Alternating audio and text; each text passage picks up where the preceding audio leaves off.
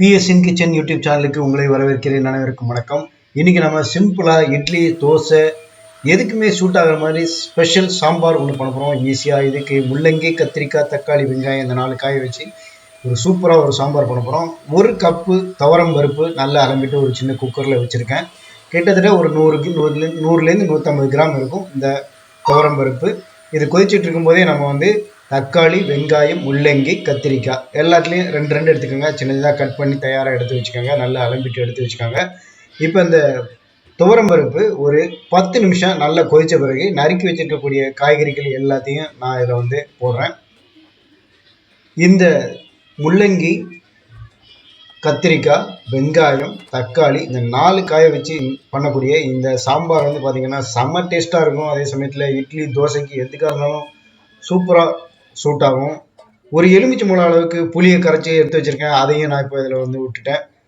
காய்கறிகளையும் எல்லாத்தையும் போட்டாச்சு. மிளகாய் வத்தல் பொடி, சாம்பார் பொடி தனியாக இல்லை அப்படின்னா மிளகாய் வத்தல் பொடி ஒரு ஸ்பூன் போட்டுக்கோங்க. தனியா பவுடர் தனியாக வச்சுக்கோங்க.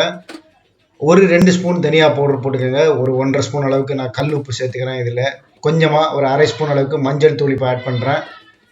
உப்பு கொஞ்சமாக தூக்கலாக இருந்ததுன்னா தான் இந்த சாம்பார் சூப்பராக இருக்கும். இப்போ இதில் எல்லாத்தையும் நம்ம காய்கறிகள் எல்லாத்தையும் போட்டாச்சு. ஒரு கிளறிட்டு குக்கரை மூடி வச்சுருங்க.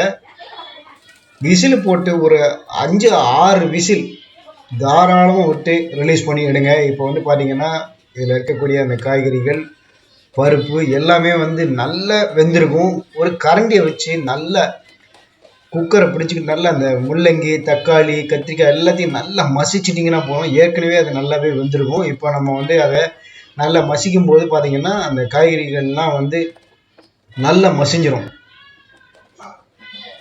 இப்போ பார்த்தீங்கன்னா ஒரு 2 நிமிஷம் கொதிக்க விட்டுருங்க. இதில் கொஞ்சமாக பெருங்காயத்தூள் ஆட் பண்ணிக்கோங்க. கடைசியாக நம்ம இதில் பண்ண வேண்டிய வேலையை கடுகு கொஞ்சம் வெந்தயம், சமையல் எண்ணெய் விட்டுட்டு கடுகு கொஞ்சம் வெந்தயம் அப்புறம் கருவேப்பிலை போட்டு தாளித்து அதில் கொட்டிட்டா போகிறோம். இந்த சாம்பார் பார்த்திங்கன்னா சாப்பிட்றதுக்கே தயாராகிடும். இது பார்த்திங்கன்னா வெறுமனே ஒயிட் ரைஸுக்கு மட்டும் இல்லாமல் இட்லி தோசை ஈவன் சப்பாத்திக்கு கூட செம்ம டேஸ்ட்டாக இருக்கும். இதே மாதிரி நீங்களும் செய்து பார்த்துட்டு உங்கள் வீடியோ பதிவுகளை உங்களுடைய கமெண்ட்டுகளை தெரிவிங்க.